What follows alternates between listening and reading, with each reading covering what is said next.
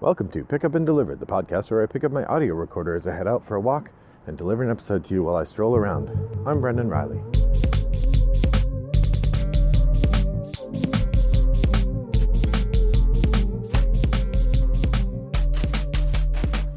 Well, good afternoon, listeners. It is a lovely, if a little chilly day here in suburban Chicago. The sun is already low in the sky because it's December 21st. So this is the solstice today, I guess, which means the sun is, at only 30 degrees off the horizon or something, really low in the sky, and never got higher than that.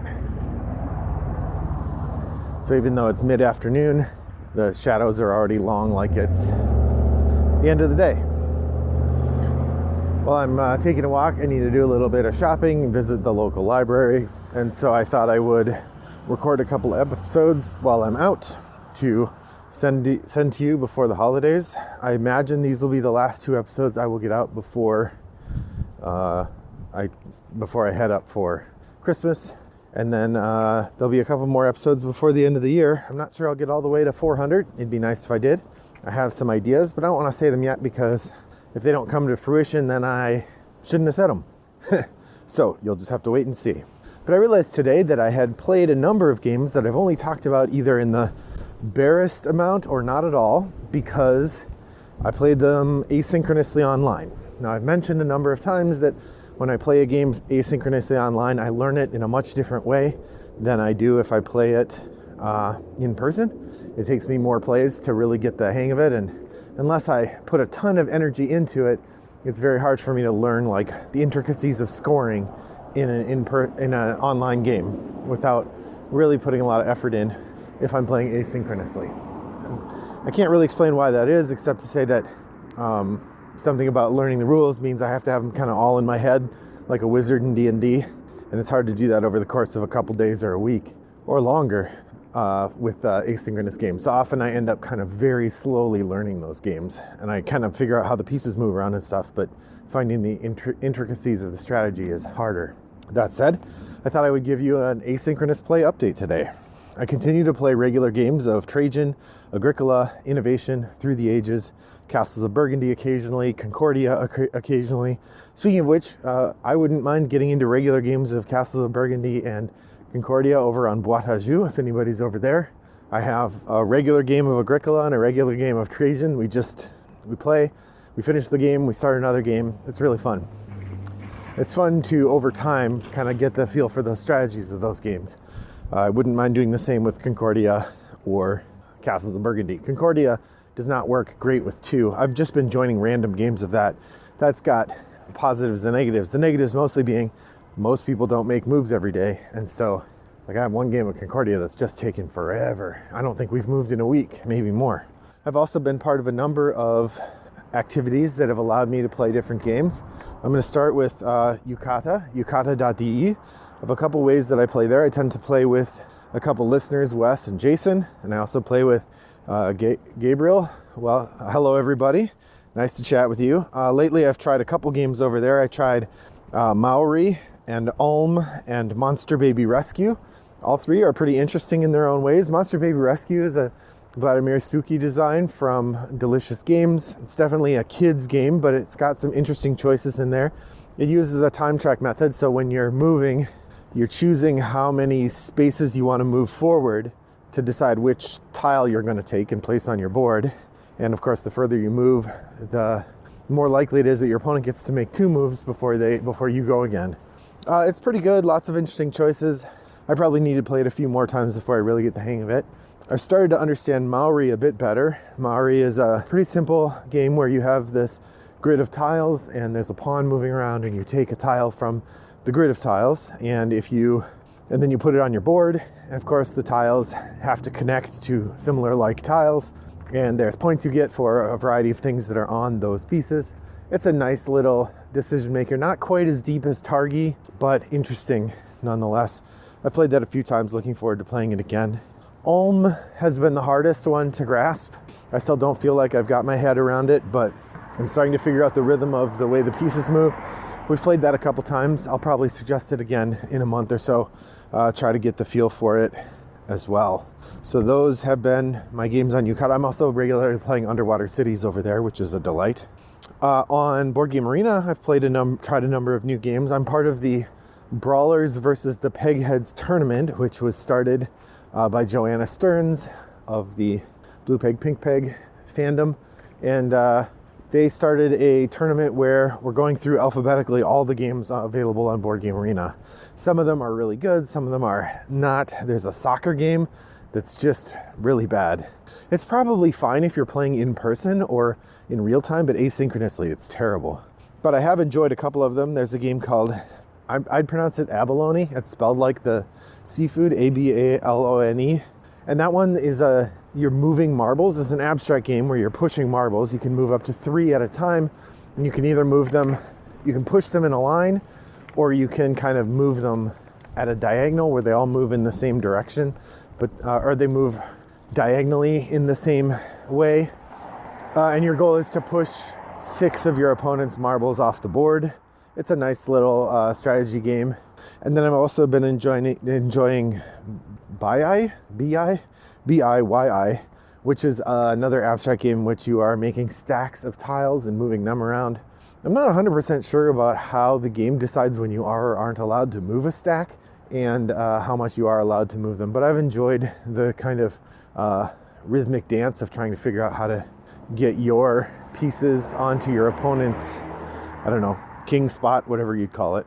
Another game that I tried that I haven't really got the hang of yet is New Frontiers. Like I said, that I think I talked about this one before, that I have the understanding of how it works, but not the deep sense of the scoring, and it always ends faster than I think it should, which is the case with most of the Race for the Galaxy games, which is part of why I like them, because they end quickly, but it takes a little getting used to. And then I've been playing Seven Wonders Duel a fair amount. Just when I was starting to get the hang of Seven Wonders Duel, then they added in this expansion, which I totally don't understand. And I probably really should go read the rules to understand it in more depth. But I'm kind of enjoying just playing around with it and seeing what I can figure out from moving tactically. Maybe that's less satisfying for my opponents, but I'm having a good time. So that's Seven Wonders Duel. I've just been invited to a beta test of the Seven Wonders Architects game, which I've heard a little bit of critical response for it being too light, but I don't mind a light game for an online play. And I've been really enjoying my usuals. I mentioned Through the Ages and Innovation over on Board Game Arena. I've also been trying to keep a regular game of Res Arcana going. I'm playing with Chris Hanji from the Shuffle Buddies podcast. He and I are playing both Innovation and Res Arcana, and I'm enjoying both of those. We're playing Innovation and Through the Ages, actually. So I've got another game of Through the Ages going, not with Ray. So I might have a chance at winning occasionally. We'll see. I did win our first game, but Chris had never played before. I think he probably gets 2 or 3 games before it actually matters. My guess is he'll win the next one because I am not good. But yeah, overall, I've been enjoying the plays. If you play on Board Game Arena, you'll notice they redid the interface recently and they moved the icon up at the top, which is one of those things where I actually think it's better this way, but it's kind of annoying because I used to open up the page and at the top it would say, you have 5 games waiting for you. And I'd click the thing that says, go to the games. Now, instead of the phrase, you have 5 games waiting for you, there's just this little icon that appears that is lit up that tells you, hey, there's a game waiting for you. Which once I figured out that's what it did, it's fine. But they just changed it and they didn't really say anything about it. It just changed. There might have been an announcement. I didn't see it. Interesting and enjoyable things happening over at Board Game Arena. I will also mention the last of the... so if you haven't been playing asynchronous games and would like to try, I certainly would enjoy playing some with you. There are a number of games I really like. I noticed that Transatlantic, I think, is on Yukata now. If I'm right about that, that's a fun one. It's sort of Concordia Light. It uses the same Concordia hand management that's such a key part of that game. Only in this one, you're building shipping lines, and you can either build them in the Atlantic or in the whole world. And you have these ships, and each time someone builds a new ship, your ship kind of is getting older and clunkier. It's not as efficient, and you want to build a new ship, so you have to retire your old ships. And when your old ships retire, then you pay out, you get one more payout, and then they're gone.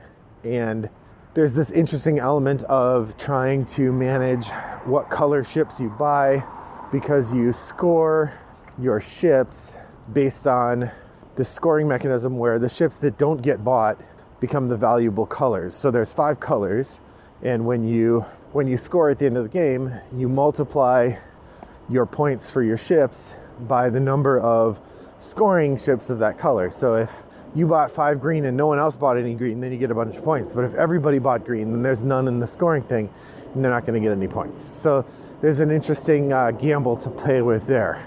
If you want to know more about that, if you look back in the archives of Pick Up and Deliver, I did a regular commentary on Transatlantic when I played it ever so long ago. I will find the link to that and put it in the show notes. So if you would like to play some asynchronous games with me on any of those platforms, Board Game Arena or yukata.de or Boîte à Jeux, I would be happy to play games in any of those places with you. My username there is Wombat929. You can send me a message. You could post a thing on the Pick Up and Deliver Guild. Maybe we can organize a game. I was even thinking maybe, I don't remember if I did this or not, but maybe there should be a Pick Up and Deliver group on Board Game Arena, so listeners can find one another. It doesn't have to just be that you're playing games with me. We are a small but mighty and proud group, and really good gamers in my experience, and a friendly bunch. So yeah, so if you haven't had a chance to try out those asynchronous games yet, do give them a go. And that's it for my asynchronous update for the second half of 2021. Well, I appreciate you joining me today. What games do you like to play asynchronously? Any that I haven't mentioned? If so, I would love to hear about them and perhaps play them with you. You can let me know about that over on Board Game Geek and Guild 3269, or send me an email, Brendan@Rattlebox Games, or a direct message on Board Game Geek, username Wombat929, or you could send me those things using my username at Board Game Arena, Boîte à Jeux, or yukata.de, as I mentioned before. Well, thanks for joining me on my blustery, chilly walk today. I hope that your next walk is as pleasant as mine was. Bye.